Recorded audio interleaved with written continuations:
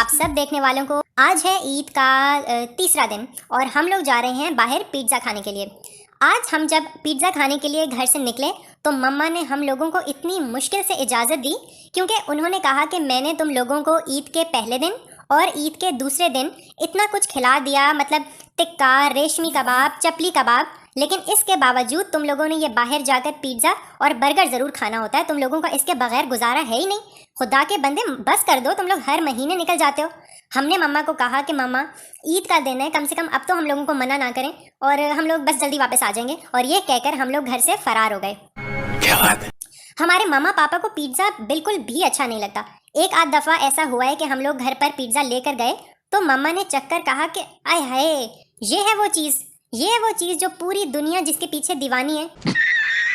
मेरा तो मुंह का जायका खराब हो जाता है। खैर, फिर अम्मी फ़ौरन कुल्ली करती हैं और हम लोग अम्मी से कहते हैं कि आपको अगर पिज़्ज़ा इतना अच्छा नहीं लगता तो इसमें हमारा क्या कसूर है, हमें तो बहुत अच्छा लगता है। और जो दुनिया बकौल आपके इसके पीछे दीवानी है, उनको भी अच्छा लगता ही होगा, तभी तो वो खाते हैं, वरना कोई पागल या बेवकूफ़ थोड़ी है कि जिसको अच्छा ना लगे वो भी उसके ऊपर पैसे खर्च करे।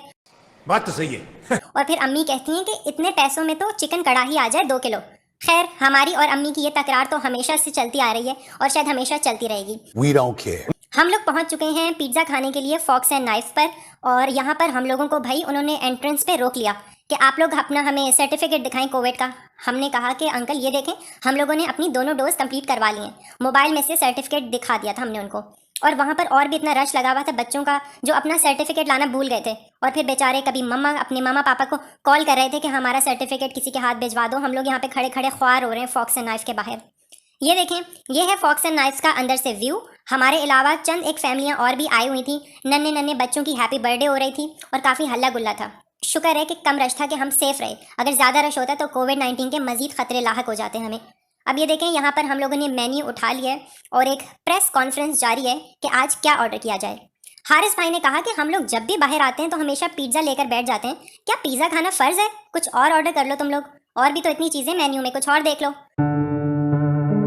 हसान ने कहा कि नहीं, पिज़्ज़ा तो बिल्कुल फ़र्ज़ है।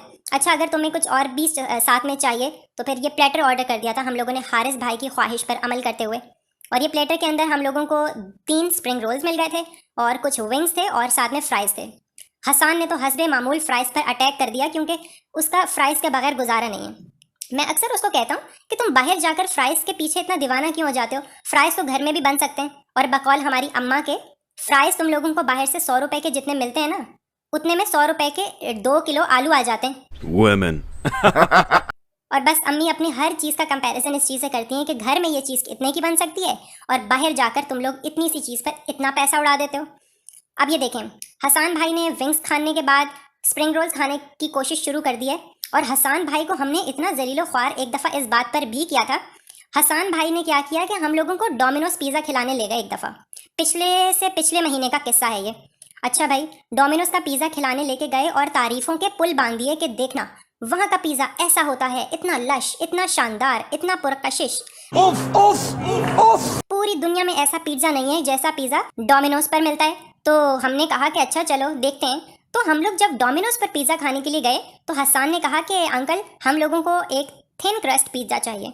अच्छा भाई, इंतज़ार करते रहे कि कब आएगा ये पिज़्ज़ा जिसकी हसान भाई के मुंह से इतनी तारीफ़ें सुनी है हमने। और भाई जब वो पिज़्ज़ा आया, इतना पतला, इतना, हसान ने कहा कि हाँ ये थिन क्रस्ट पिज़्ज़ा तुम लोग ट्राई करो।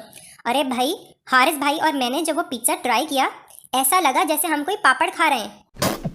जायका उसका अच्छा था, लेकिन ऐसा लगा कि पापड़ खा रहे हैं। ना उसके अंदर कोई गोश्त, ना उसके अंदर कोई सब्जियां, मतलब वेजिटेबल्स बिल्कुल नहीं थी, चिकन बिल्कुल नहीं थी, और पिज़्ज़ा बिल्कुल कुड़कुड़ा सा था। हमें तो बिल्कुल मज़ा नहीं आया।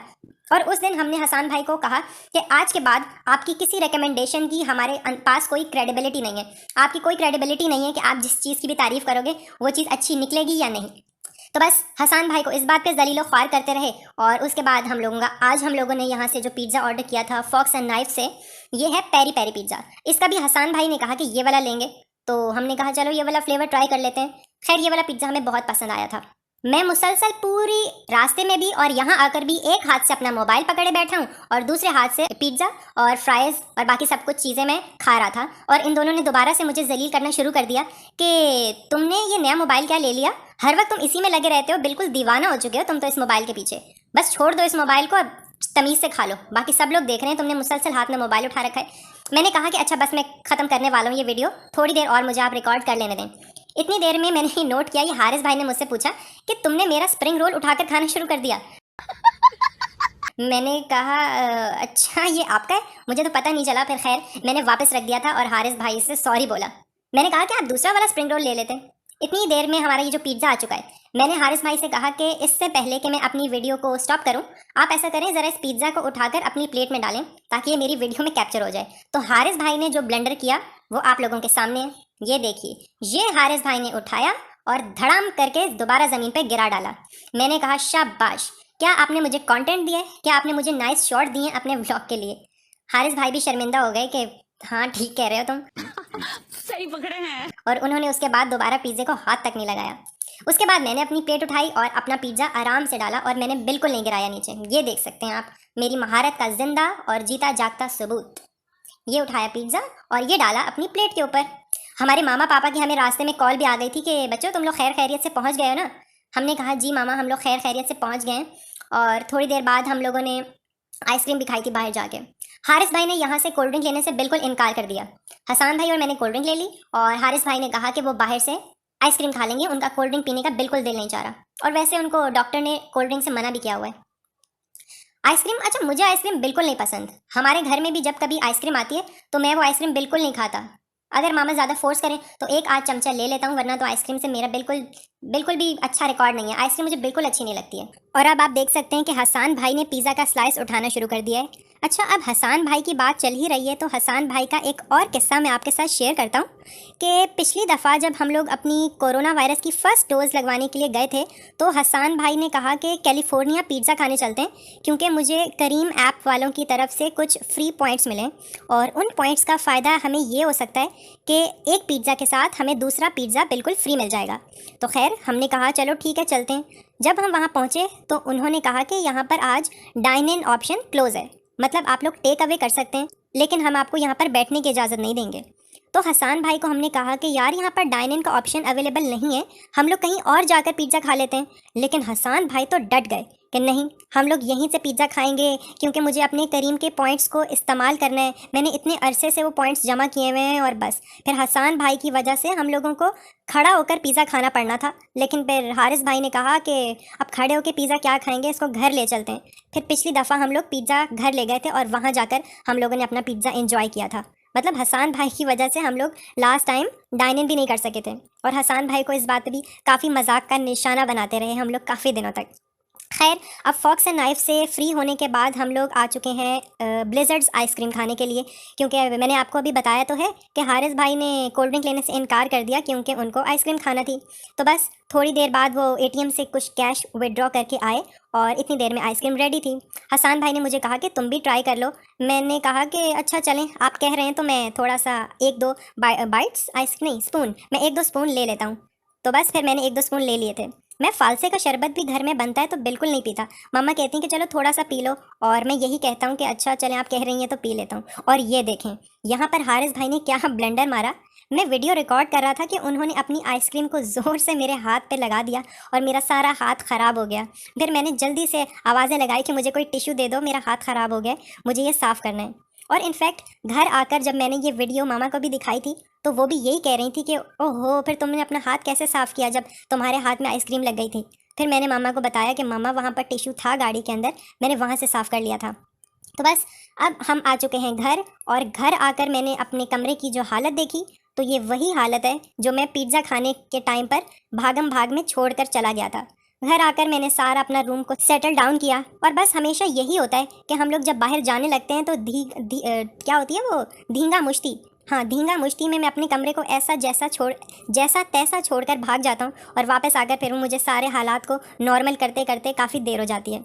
अभी मैं अपने रूम को ठीक करने के बाद सोच रहा था कि क्या करूँ, तो मैंने सोचा कि वो जो मैंने अपनी एक नई किताब शुरू की हुई है उसको दोबारा रीड कर लेता हूँ। एक आधा चैप्टर तो हो ही जाएगा सोने से पहले, क्योंकि अभी रात के सिर्फ 10:30 या 11 बजे का टाइम था और मैं 12-1 बजे से पहले तो सोता नहीं हूँ। तो ये एक बुक है, हसान भाई ने ये ख़रीदी थी कुछ अरसे पहले किसी बुक फेयर से। मुस्तनसर हुसैन तारड़ साहब की बुक है और इसका नाम है नांगा पर्बत। इसके अंदर वो काफ़ी सारी शॉर्ट स्टोरीज़ शेयर करते रहते हैं पाकिस्तान के मुख्तलिफ़ इलाका, ख़ास तौर पे नॉर्थ में जितने भी इलाके हैं उनको वो काफ़ी डिस्कवर करते हैं और उनका काफ़ी ह्यूमरस सा अंदाज़ है। तो ये देखें, परियां और नमकीन चाय, सत पारा गोल्ड, स्कर्दू से खपलू, ये काफ़ी इसके अंदर शॉर्ट स्टोरीज़ हैं। अगर आपको कभी मौका मिले तो ज़रूर पढ़िएगा। मैंने इसके पहले 2 चैप्टर रीड कर लिए और आज मैं 3rd चैप्टर स्टार्ट करूँगा जिसका नाम था स्कर्दू से खपलू। तो 41 पेज नंबर पे वो है। तो और आगे करूँगा मैं, थोड़ा सा और आगे करूँगा। हाँ, ये आ गया, स्कर्दू से खपलू। और वैगन जो स्कर्दू से 103 किलोमीटर के फासले पर वाक़ वादी खपलू की जानिब रवां है और सफ़र करती है अंदर पहाड़ों के अंदर, जहाँ एक वसी और अजीम तन्हाई है और हम तीनों इस तन्हाई में मखल होने के लिए जा रहे हैं। खैर, मैं भी अपना ये व्लॉग क्लोज़ करूँगा क्योंकि मुझे इस चैप्टर को रीड करना है। आप लोगों ने अगर इस चैनल को अभी तक सब्सक्राइब नहीं किया तो सब्सक्राइब कर लें और मैं आपसे मिलूँगा अब अगली वीडियो में। तब तक के लिए खुदा हाफिज़ और शब्बा खैर।